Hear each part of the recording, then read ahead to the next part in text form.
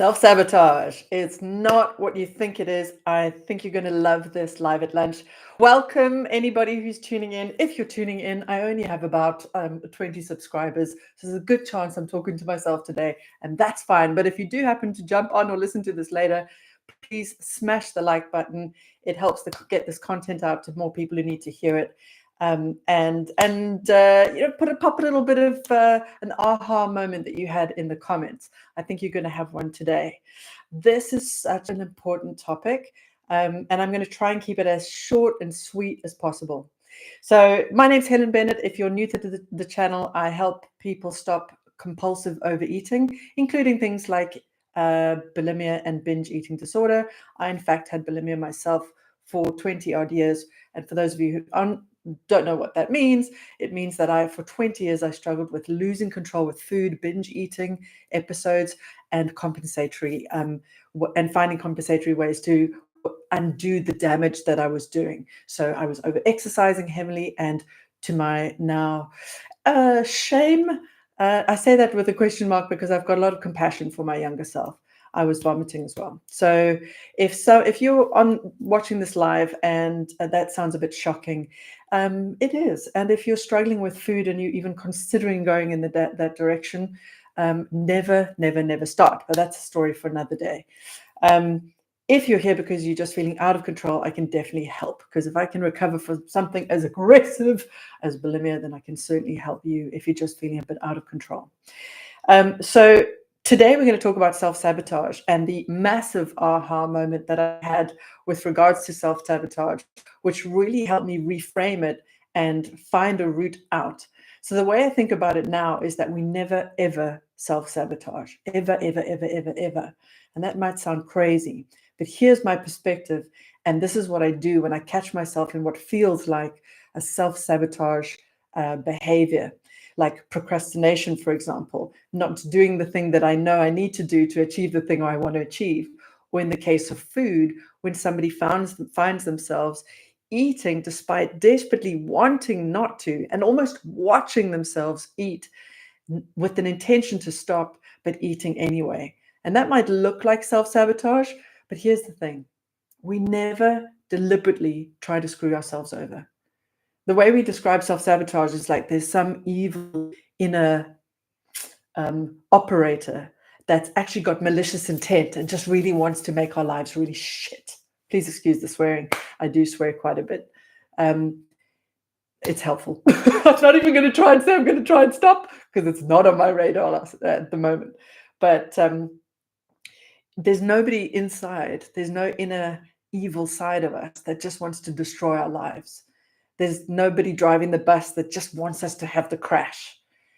What the truth is, and this is what I've come to discover, is when we do behaviors that aren't in alignment with what we want, it always means there's something else that we need that's in opposite to what we want.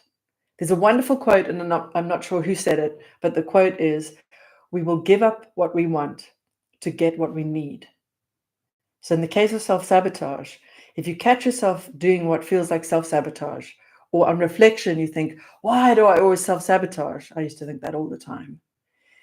It's almost a useless question, because we're never going to get the good information. The better question to ask is, what is it that I could possibly need that is of greater importance to me than the want that I have to stop this behavior or to break through this behavior, whatever the case may be, if it's a procrastination? The answer is always so important. And when you get the answer, then you know what work you want to start doing. So for example, what I get a lot with people who reach out to me, and I definitely fell into this category, is I'll say to people, they'll tell me about their journey with food and all their compulsive eating, and particularly people who struggle in the evenings. Maybe you resonate with this. And when we dig into the weeds on what seems like self-sabotage every single evening, lose control with food, what's really going on, we often find a couple of really important things.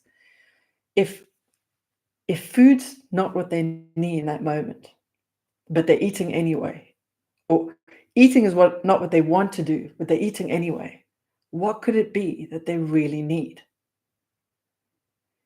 The answers tend to lie in the realm of rest. Oftentimes people are absolutely exhausted. And you might be thinking, well, Helen, how does eating give us rest? I'll tell you how. A lot of people will tell you that when they check out, when they're eating, they go a little bit tired. We talk about in South Africa, maag is full, oog is toe. It's like when your tummy's full, your eyes start to close, you get a bit drowsy. Eating actually slows everything down, slows the heart rate down. And eating also helps us kind of slow our thinking down too. Have you noticed how sometimes when you eat, you sort of check out? It's a bit like having a shower, going for a run. You can just allow your mind to wander. So it's not what you really need, which is just to get some rest, get to bed. And maybe you can't. But if you can have something to eat, it kind of gives you a little bit of a break, an escape, and a pause at the very least. If we can't get rest, we'll settle for a bit of space and time and a bit of a breathe and a pause. Now, what do you do when you know that? When you start realizing that actually in the evenings, sometimes maybe you're nibbling, not out of hunger, but because you're exhausted, but you actually can't legitimately go and get some rest. You've got a million things to do. Well, just that realization will mean you'll start changing things in your life. I'm working with a client at the moment. We've been working together for about a year. And after we'd really worked on eliminating restriction, and she wasn't denying herself any food, and all those restrictive diet-driven binge urges had disappeared, the ones we hit up again time after time after time again was the desperate desire for rest. And her life was so busy, and there were just so many responsibilities and to-dos that eventually she realized that the only way to avoid these urges, to not be reaching for something or doing something that wasn't serving her in the evenings, was to actually start to find more space for rest. And she made some small changes, starting with on the days when she was tired, she'd just try and grab 10 minutes of sitting down. Or maybe she'd even allow herself a cat nap if it was possible. Or she'd just cancel any appointments that weren't absolutely necessary. She really started prioritizing her rest like a mofo. And I cannot tell you the changes it's made. Now, we've had to work on it because there was another side of it that was like, I shouldn't be resting. Resting is lazy. But it isn't. In fact, what we need as human beings is rest. And I think there's a lot of us, hands up, me included, who think we're just supposed to be, machines and never die, rest when we're dead. It's just not true. What I've realized doing this work with myself and with other clients is prioritizing rest and recovery and playful time to just let your mind run, go down the internet rabbit hole, whatever it requires. It's so important. It's absolutely critical for our health. And I think too often we think, I shouldn't need this rest. I'm supposed to be tougher than that. But if you keep binging in the evenings or when you're exhausted, it's telling you something. Perhaps what you thought you should be is not what you actually need. Perhaps you need more rest than you'd like to give yourself. And sometimes these binge urges will show you just what's going on. Because often the binge urge is just going, you're exhausted, and you don't know how to give yourself rest. So you see how powerful it can be once you reframe it? If food's not what you need in that moment and you're eating anyway, what is it you need? And this could be a hard one to find out, but that's why it can be useful to work with coaches. And if you're ever thinking of working with a coach and you'd like to work with me, check out the description. All the links are there that you could need. You can book a short call with me and we can meet and chat and see whether we're a good coaching fit. But this work is where you realize it's not about the food. It's not about the food. It's about all your needs that aren't being met. Sometimes it's your need for nutrition because we're all on diets all day and spend the whole day restricting, and you're getting home, you're legitimately hungry. Sometimes what you actually need is food. But when it's not hunger and that need is being met, all the other ones start to flare up. And oftentimes it's when we think we're self-sabotaging, but we've changed the way we think about it as there is a need that I need more than I want to stop this behavior. And if I can figure out that need or needs, then I can start doing the work to ensure that when this behavior stops, I'm actually meeting my needs in a real way. So I don't start reaching for some other compulsive or addictive behavior to meet that need, right? Because heaven forbid we didn't find that out. And then she just started like doom scrolling in a way to get just some rest, mental rest at the very least, right? What other needs might we meet? The one I see big time: joy, fun, play.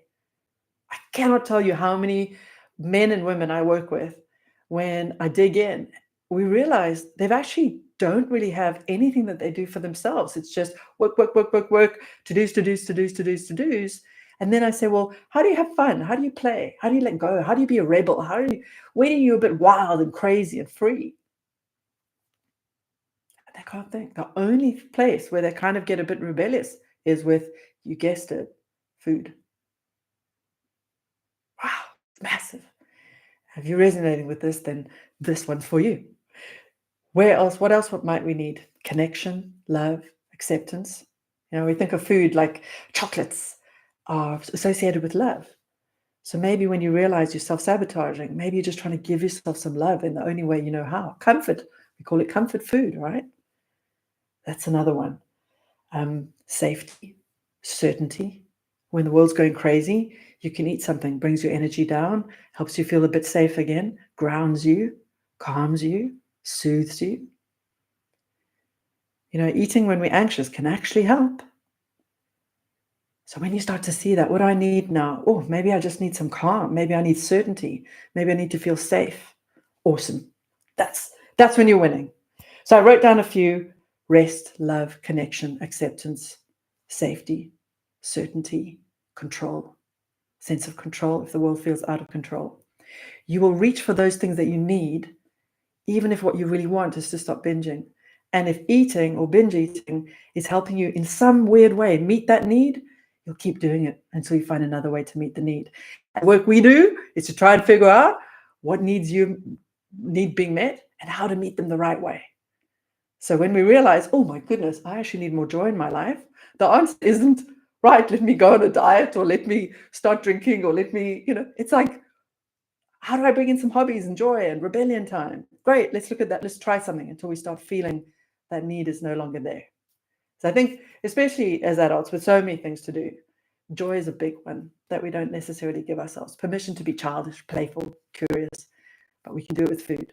And the brilliance with food, when people are struggling with overeating, is it can be secret and it can be done without interfering or impacting anybody else.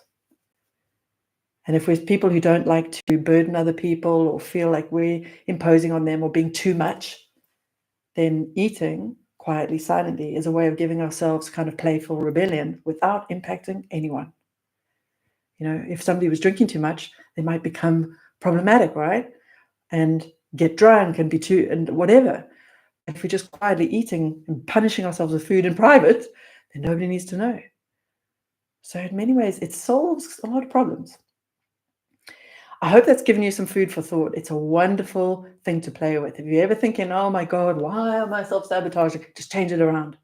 You're not. There's a good chance that what you want to stop overeating is not in alignment with what you actually need. And in fact, the overeating might be even getting you what you need. So I'm going to give you one last example, got nothing to do with food, but this will put it all together. I found myself recently procrastinating, especially on doing these lives, because it's scary, right? I had all the reasons. And one day I caught it because I was thinking, I want to do these lives. Why am I self-sabotaging? Well, I wasn't. What I was doing was I was preventing myself from feeling the embarrassment or pain or shame of going live with nobody watching. One. Maybe it fails and I do 100 of these and absolutely nobody ever watches them, or 2 people watch and that's it. Or maybe I say something incorrectly and somebody calls me out on it and then I feel shame or regret. My need to prevent myself from social rejection was keeping me stuck. It might have looked like self-sabotage from the outside, but what was true is I was trying to protect myself. I was keeping myself safe by staying stuck. And only when I realized that I had to make a choice. I could stay there, there's nothing wrong with that, or I could lean into the very uncomfortable and try. And with that, I had to do a lot of work around what would it mean to have nobody show up and to have nobody watch and nobody comment and nobody, what would it mean? Change the meaning. And I've just decided that I'm going to deliver the best quality content live at lunch on Mondays, Wednesdays, and Fridays, even if nobody shows up, even if only one person watches, even if it only serves one person today. I'm going to do it anyway. And once I'd made that decision, it was so much easier to take the action. So once you know what it is you need or what you're saving yourself from, sometimes self-sabotage is actually self-preservation, protecting yourself from pain. Maybe eating at home on a Friday is a way of not going out, not being seen in public, not being exposed to criticism and judgment and rejection, right? Once you know that, then you can start doing the work to decide whether A, you want to go out and meet that need, and B, how you'll handle it if your deepest fears come true. So self-sabotage is actually, when we reframe it as self-protection or getting our needs met, it's actually really powerful. And it really makes us rethink, and with a lot of compassion. That's why at the beginning, when I spoke about my relationship with food and how I'd been vomiting, I used to feel a lot of shame around that, but I don't anymore. It's hard to speak about it, but I've realized that the need I was meeting was the need to stay thin despite my hunger, so that I could be lovable. Because the story in my head was I needed to be thin to be lovable. And so I started with dieting. That was what I reached for. But I starved my body so much. My body desperately needed food. So then I kept eating what I thought was too much. But I needed to be thin in my mind, because that's how I could ensure that I would be acceptable and lovable. And so the vomiting and the over-exercise makes sense now. It wasn't self-sabotage. It was a weird act of self-care and self-love, self-protection, according to a story that I had about the body that I needed to be in to be accepted. Because my deepest fear was that I wasn't enough and I wasn't lovable. And I thought if I could change the thing that in my mind needed changing in order to assure that I would be loved, then I was going to do it. It took me a long time to see that. It took me a long time to realize I was stuck in a vicious cycle of needing to eat while simultaneously needing to not be in a bigger body, because I thought that if I was in a bigger body, I wouldn't be loved. And I can tell you one thing for sure. Human beings, we talk about nutrients and, we're so obsessed with food and like what goes in our body. But the biggest nutrient that a human being cannot live without, aside from air and sleep, it's social connection, love, and care. We have three fears when we're born, apparently. The fear of falling, the fear of loud noises, and the fear of rejection. As a little baby, we cannot be cast out by our family, our caretakers.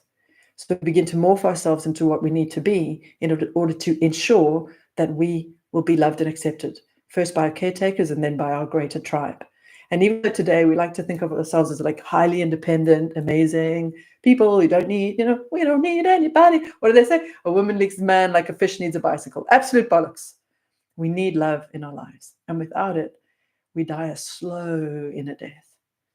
And I think we're seeing a lot of that these days. This live just went in a whole nother direction. I think the world of social media is creating a artificial connection, which is better than nothing. Just like processed food is better than no food, and artificial light is better than no sunlight. But it leaves us malnourished. So now vitamin L, vitamin love, is your top nutrient. And when we do this work with food or whatever the compulsion might be that you struggle with, 9 times out of 10, when you take away the layers of the onion, like with my client, right? So we realize, oh, she's exhausted. That's why she's binging. She really needs rest. Okay, let's change the lifestyle. Oh, but it was hard to give herself rest. What's going on? Because once upon a time, she developed the belief that if she was lazy, she wouldn't be loved. And we had to be loved. So this is difficult work, because now trying to rest and relax feels very uncomfortable, because there's a fear inside that says, but if I do this, I'm not going to be enough. I'm going to be failing. And if I'm failing, I'll be rejected. That's why we do the work. We've got to change the story. We've got to try a new thesis, test it out and see if it holds. And if the evidence starts pointing us in the direction that it's okay for her to rest, awesome. And of course it does, because there was nobody telling her she wasn't allowed to rest. It was a story she built for good reason, in a way to ensure that her world was safe, accepted, and loved and cared for. Okay. What an incredible training. Who thought we'd go there? Look, these Wednesday lives, in fact, all the lives at lunch, are not intended to be just me rattling off my knowledge and my experiences. I would love you guys. If you do watch this video, please hit the subscription button, hit the bell notification so that you can see when the lives are coming up. They're at lunchtime in Europe, so it's about 1 p.m. my time in Central European time. So it's about midday in the UK, early morning in the US, and late in the evening in, say, Australia.